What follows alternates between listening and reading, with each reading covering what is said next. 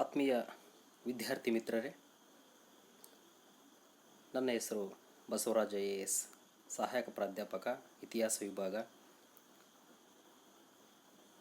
ಈ ದಿನ ನಾವು ನೋಡುವಂತಹ ಒಂದು ವಿಷಯ modern Indian history, program BA, subject history, semester 5th, university Vijayanagara Srikrishna Devaraya university Ballari, session 5ನೇ ಸೆಷನ್.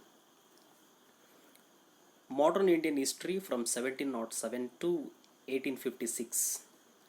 ಆಧುನಿಕ ಭಾರತದ ಇತಿಹಾಸ 1707ರಿಂದ 1856ರವರೆಗೆ. ಅಡ್ವೆಂಟ್ ಆಫ್ ದ ಯುರೋಪಿಯನ್ಸ್, ಯುರೋಪಿಯನ್ನರ ಆಗಮನ ಎನ್ನುವಂತಹ ಪೇಪರ್ ನೇಮ್ ಆಗಿರುತ್ತೆ. ಇದರಲ್ಲಿ ನಾವು ಇವತ್ತು 5ನೇ ಸೆಷನ್ಗೆ ಸಂಬಂಧಪಟ್ಟ ಹಾಗೆ ಚರ್ಚೆ ಮಾಡುವಂತಹ ಘಟಕ first Anglo French conflicts in Carnatic 1746 to 1748. ಮೊದಲನೇ ಕರ್ನಾಟಕ ಯುದ್ಧ ಅರ್ಥಾತ್ ಮೊದಲನೇ ಆಂಗ್ಲೋ ಫ್ರೆಂಚ್ ಯುದ್ಧ 1746ರಿಂದ 1748ರವರೆಗೆ ಸುಮಾರು 2 ವರ್ಷಗಳ ಕಾಲ ದಕ್ಷಿಣ ಭಾರತದಲ್ಲಿ ಕರ್ನಾಟಿಕ್ ಎನ್ನುವಂಥ ಪ್ರದೇಶದಲ್ಲಿ ಇಂಗ್ಲಿಷರು ಮತ್ತು ಫ್ರೆಂಚರು ತಮ್ಮ ಸಾಮರ್ಥ್ಯವನ್ನು, ತಮ್ಮ ವ್ಯವಹಾರದ ವಿಸ್ತರಣೆಯನ್ನು ಮಾಡಲಿಕ್ಕೆ ನಡೆದಿರುವಂತಹ ಯುದ್ಧವನ್ನು ಕರ್ನಾಟಿಕ್ ಯುದ್ಧಗಳು ಅಂತ ಕರಿತೀವಿ. Facts about the first Carnatic war.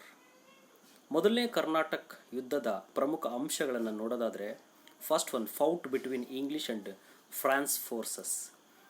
ಇಲ್ಲಿ ನಮಗೆ ಯಾರ್ಯಾರ ನಡುವೆ ಈ ಮೊದಲನೇ ಕರ್ನಾಟಕ ಯುದ್ಧದಲ್ಲಿ ಪ್ರಮುಖ ಪಾತ್ರವನ್ನು ವಹಿಸುವಂಥವರಂದರೆ ಯುರೋಪಿನ ಖಂಡದ ಪ್ರಬಲ ರಾಷ್ಟ್ರಗಳಾಗಿರುವಂಥ ಇಂಗ್ಲೆಂಡ್ ಮತ್ತು ಫ್ರಾನ್ಸಿನ ಬಲಾಬಲ ಪರೀಕ್ಷೆ ನಡೆಯುತ್ತೆ. Second one point, people involved: Joseph Francois Dupleix, French governor general. Then major Stringer Lawrence, British. Anwaruddin Khan, nawab of Carnatic. ಈ ಮೊದಲನೇ ಕರ್ನಾಟಕ ಯುದ್ಧದಲ್ಲಿ ಪಾಲ್ಗೊಂಡಿರ್ತಕ್ಕಂಥ 3 ವರ್ಗ ಆರು 3 ಕೂಟಗಳು ಅಂತಂದರೆ, ಒಂದು ಫ್ರಾನ್ಸಿನ ದಂಡನಾಯಕನಾಗಿರ್ತಕ್ಕಂಥ ಡುಪ್ಲೆಕ್ಸ್ ಎನ್ನುವಂಥವನು, ಇಂಗ್ಲಿಷರ ಕಮಾಂಡರ್ ಆಗಿರುವಂತಹ ಸ್ಟ್ರೇಂಜರ್ ಲೋರೆನ್ಸ್ ಎನ್ನುವಂಥವನು, ಅದೇ ಥರ ಕರ್ನಾಟಿಕ್ ಎನ್ನುವಂಥ ಪ್ರದೇಶದ ನವಾಬನಾಗಿರುವ ಅನ್ವರುದ್ದೀನ್ ಖಾನ್ ಎನ್ನುವಂಥವನು. ಈ 3ರ ನಡುವೆ ಇಲ್ಲಿ ನಮಗೆ ಪ್ರಮುಖವಾಗಿ ಯುದ್ಧದ ತಿರುವು ನಡೆಯುತ್ತೆ ಅಂತ ನಾವು ಕರಿಬೋದು. ಯಾವಾಗ? ವೆನ್ 1746 ಟು 1748, 1746ರಿಂದ 1748ರ ಅವಧಿಯ ಒಳಗಡೆ 2 ವರ್ಷಗಳ ಕಾಲ ನಡೆಯುತ್ತೆ. ವೇರ್ ಕರ್ನಾಟಿಕ್ ರೀಸನ್, ಸೌತ್ರನ್ ಇಂಡಿಯಾ, ದಕ್ಷಿಣ ಭಾರತದ ಕರ್ನಾಟಿಕ್ ಎನ್ನುವಂತಹ ಪ್ರದೇಶದ ಸುತ್ತಮುತ್ತ ನಡೆಯುತ್ತೆ. ರಿಸಲ್ಟ್ ಇನ್ಕನ್ಕ್ಲೂಸಿವ್, ಇದು ಫಲಿತಾಂಶ ಎನ್ನುವಂಥದ್ದು ಅನಿಶ್ಚಿತತೆಯಿಂದ ಕೂಡಿರುತ್ತೆ. Course of the first Carnatic war. ಇಲ್ಲಿ ಮೊದಲನೇ ಕರ್ನಾಟಕ ಯುದ್ಧದ ಪ್ರಾಮುಖ್ಯತೆ ಅಥವಾ ಒಂದು ಕಾರಣವನ್ನು ನಾವು ನೋಡೋದಾದರೆ, first one, France and Britain were on opposite side of the camp at the war of Austrian success in that had broken out in Europe in 1740 ಅಂತ ನಾವು ಕರಿತೀವಿ. ಇಲ್ಲೂ ಮೊದಲನೇ ಕರ್ನಾಟಕ ಯುದ್ಧಕ್ಕೆ ಮುಖ್ಯವಾಗಿರುವಂಥ ಕಾರಣ, ಯುರೋಪಿನ ಖಂಡದಲ್ಲಿ ಆಸ್ಟ್ರಿಯಾದ ಉತ್ತರಾಧಿಕಾರತ್ವದ ಸಮಸ್ಯೆ ಎನ್ನುವಂಥದ್ದು ಉಂಟಾಗುತ್ತೆ. ಆ ಉತ್ತರಾಧಿಕಾರತ್ವದ ಸಮಸ್ಯೆಯಲ್ಲಿ ಇಲ್ಲಿ ಫ್ರಾನ್ಸ್ ಒಂದು ಬಣ ಮತ್ತು ಇಂಗ್ಲೆಂಡ್ ಎನ್ನುವಂಥದ್ದು ಮತ್ತೊಂದು ಬಣದ ಪ್ರತಿಸ್ಪರ್ಧಿಗಳಾಗಿ ಹೋರಾಟವನ್ನು ಮಾಡ್ತಾರೆ. ಅದರ ಉತ್ತರಾಧಿಕಾರತ್ವದ ಸಮಸ್ಯೆ ಎನ್ನುವಂಥದ್ದು ದಕ್ಷಿಣ ಭಾರತದಲ್ಲಿ ನಮಗೆ ಪ್ರಮುಖವಾಗಿ ಕರ್ನಾಟಕ ಯುದ್ಧಕ್ಕೆ ಒಂದು ಪ್ರಚೋದನೆಯನ್ನು ಕೊಡುತ್ತೆ ಅಂತ ನಾವು ಕರಿಬೋದು. ಎರಡನೇ ಅಂಶ, this Anglo French rivalry led to their trading companies in India vying with each other for ಸುಪ್ರಮಸಿ. ನೋಡಿ, ಇಂಗ್ಲಿಷರು ಮತ್ತು ಫ್ರೆಂಚರು ತಮ್ಮ English East India company, French East India company, ಎರಡೂ ಕಂಪನಿಗಳು ಭಾರತದಲ್ಲಿ ಪ್ರಬಲವಾಗಿ ತಳವನ್ನು ಊರಲಿಕ್ಕೆ, ವ್ಯಾಪಾರದಲ್ಲಿ ಉನ್ನತಿಯನ್ನು ಸಾಧನೆ ಮಾಡಲಿಕ್ಕೆ, ಒಂದಕ್ಕಿಂತ ಮತ್ತೊಂದು ರೀತಿಯಲ್ಲಿ ತಮ್ಮ ಭಾರತದ ಅಲ್ಲಿ ವ್ಯಾಪಾರದ ಪರಮಾಧಿಕಾರತ್ವವನ್ನು ಏಕಮೇವಾಧಿಪತಿಯನ್ನು ಸ್ಥಾಪನೆ ಮಾಡಲಿಕ್ಕೆ ಸಾಕಾದಷ್ಟು ಪೈಪೋಟಿಯನ್ನು ನಡೆಸ್ತವೆ ಅಂತ ಕರಿಬೋದು. ದೆನ್ ಮೂರನೇ point, the French governor of Pondicherry Dupleix had raised an army of Indian sepoys under French officers in India ಅಂತ ನಾವು ಕರಿತೀವಿ. ಇಲ್ಲಿ ಫ್ರೆಂಚರ ದಂಡನಾಯಕನಾಗಿರ್ತಕ್ಕಂಥ ಡೂಪ್ಲೆ ಎನ್ನುವಂಥವನು ಪಾಂಡಿಚೇರಿಯ ಗವರ್ನರ್ ಆಗಿರ್ತಾನೆ. ಇವನು ಸ್ಥಳೀಯ ರಾಜರ ಸೈನಿಕರೊಂದಿಗೆ ಮತ್ತು ತನ್ನ ಫ್ರೆಂಚರ ಸೈನ್ಯವನ್ನು ಪ್ರಬಲವಾಗಿ ತರಬೇತಿಯನ್ನು ಗೊಳಿಸಿಕೊಂಡು ಸನ್ನದ್ಧವನ್ನು ಮಾಡಿಕೊಂಡು ಅವನು ಒಂದು ಸೈನ್ಯದ ಬಲವನ್ನು ಹೆಚ್ಚು ಮಾಡಿಕೊಳ್ಳುವಂತಹ ಪ್ರಯತ್ನವನ್ನು ಮಾಡಿಕೊಳ್ತಾನೆ. ಸ್ಥಳೀಯರನ್ನು ಸೈನಿಕ ರಂಗಕ್ಕೆ ಸೇರಿಸಿಕೊಂಡು ಹೆಚ್ಚು ಮಾಡಿಕೊಳ್ಳಲಿಕ್ಕೆ ಪ್ರಯತ್ನವನ್ನು ಪಟ್ಟ. Then fourth one point, the French East India company was nationalised in 1720 and France had imperialistic designs on India. ಯಾವಾಗ ಇಲ್ಲಿ ಫ್ರೆಂಚ್ ಈಸ್ಟ್ ಇಂಡಿಯಾ ಕಂಪನಿ ಎನ್ನುವಂಥದ್ದು 1720ರಲ್ಲಿ ಒಂದು ರಾಷ್ಟ್ರೀಕರಣವನ್ನು ಮಾಡಿ ಸರ್ಕಾರದ ಹತೋಟಿಗೆ ಪಡೆದುಕೊಂಡಾಗ ಒಂದು ದೊಡ್ಡ ಮಹತ್ವಾಕಾಂಕ್ಷೆಯನ್ನು ಇಟ್ಟುಕೊಳ್ಳುತ್ತೆ. ಏನು, ನಾವು ಯುರೋಪಿನ ಖಂಡದ ಅಲ್ಲಿರುವಂತಹ ರಾಷ್ಟ್ರದಲ್ಲಿ ನಾವೂ ಭಾರತದಲ್ಲಿ ಒಂದು ವಸಾಹತುಶಾಹಿ ಸಾಮ್ರಾಜ್ಯವನ್ನು, ಒಂದು ರಾಜಕೀಯ ಅಧಿಪತ್ಯತೆಯನ್ನು ಸ್ಥಾಪನೆ ಮಾಡಬೇಕಂತಂದು ಒಂದು ಎಲ್ಲ ರೀತಿಯಾಗಿರ್ತಕ್ಕಂಥ ಸಹಕಾರವನ್ನು, ಪ್ರೋತ್ಸಾಹವನ್ನು ಫ್ರೆಂಚ್ ಗೌರ್ನಮೆಂಟ್ ಎನ್ನುವಂಥದ್ದು ಪ್ರಯತ್ನವನ್ನು ಮಾಡುತ್ತೆ.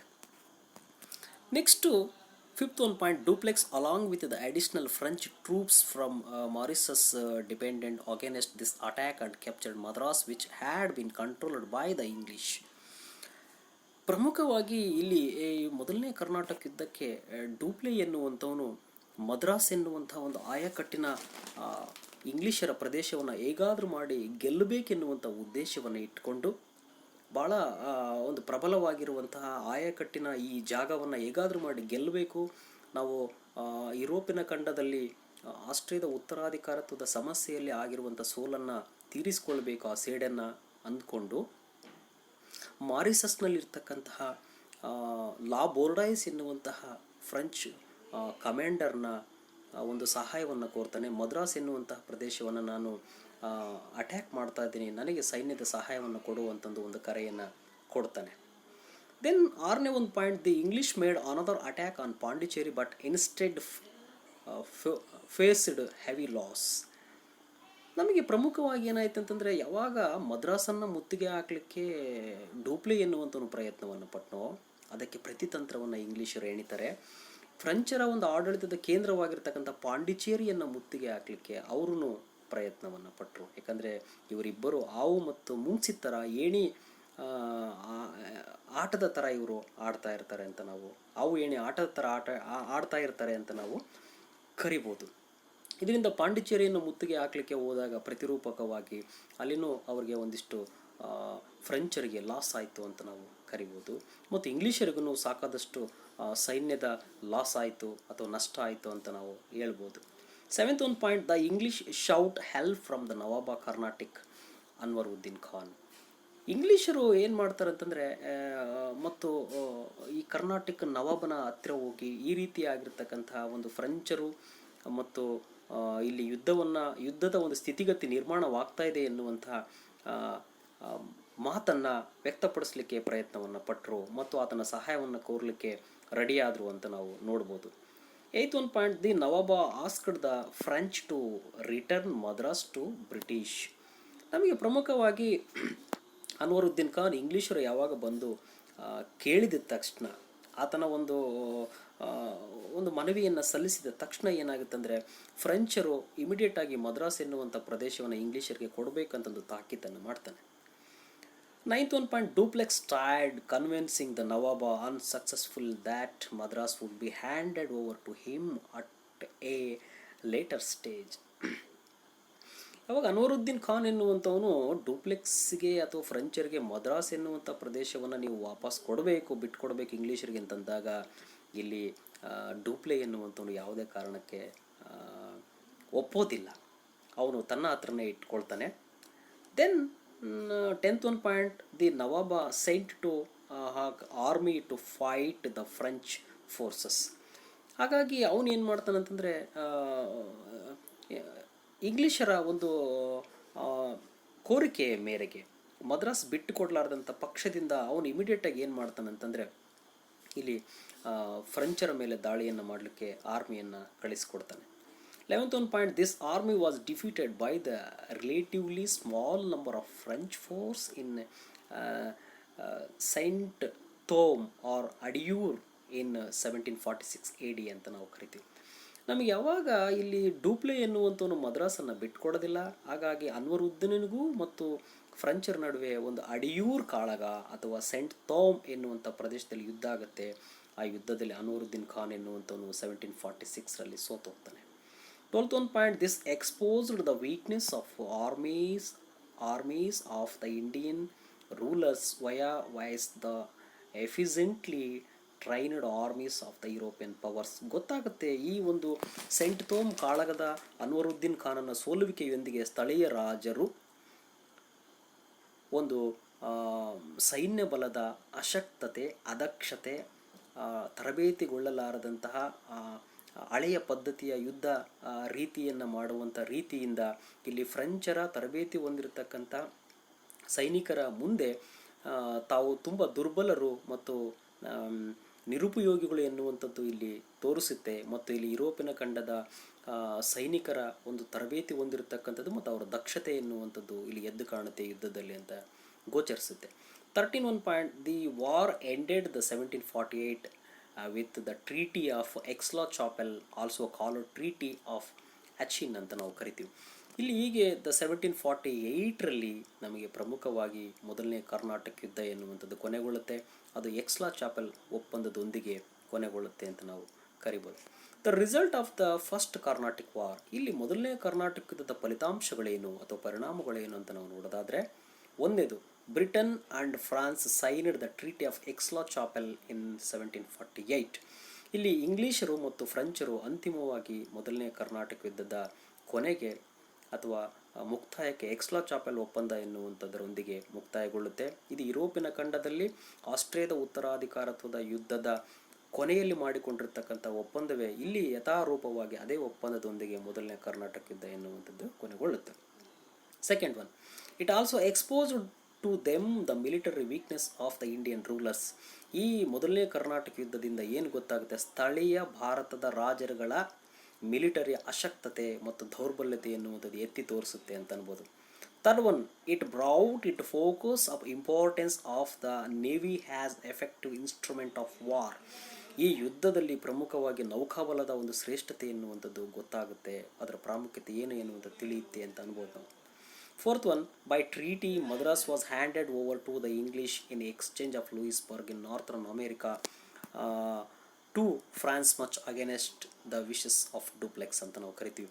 ಹೀಗೆ ಏನಾಯ್ತಂದರೆ, ಈ ಎಕ್ಸ್-ಲಾ-ಚಾಪೆಲ್ ಒಪ್ಪಂದದ ಪ್ರಯುಕ್ತ ಮದ್ರಾಸನ್ನು ವಾಪಸ್ ಅವ್ರಿಗೆ ಬಿಟ್ಟುಕೊಡ್ತಾರೆ. ಪಾಂಡಿಚೇರಿಯನ್ನು ಫ್ರೆಂಚರು ತಮ್ಮಲ್ಲೇ ಉಳಿಸ್ಕೊಳ್ತಾರೆ, ಮದ್ರಾಸ್ ಇಂಗ್ಲೀಷರು ತಮ್ಮಲ್ಲಿ ಉಳಿಸ್ಕೊಳ್ತಾರೆ. ಇದರ ಪ್ರತಿರೂಪಕವಾಗಿ ಲೂಯಿಸ್ಬರ್ಗ್ ಎನ್ನುವಂಥದ್ದು ಉತ್ತರ ಅಮೆರಿಕದ ಕೆಲವು ಪ್ರದೇಶಗಳನ್ನು ಫ್ರೆಂಚರು ಪಡೆದುಕೊಂಡರು ಮತ್ತು ಡುಪ್ಲೆಕ್ಸನ್ಗೆ ಅಲ್ಪ ಮಟ್ಟದಲ್ಲಿ ಒಂದಿಷ್ಟು ಸೋಲು ಗೆಲುವುಗಳು ಉಂಟಾಯಿತು ಅಂತ ನಾವು ಕರಿಬೋದು.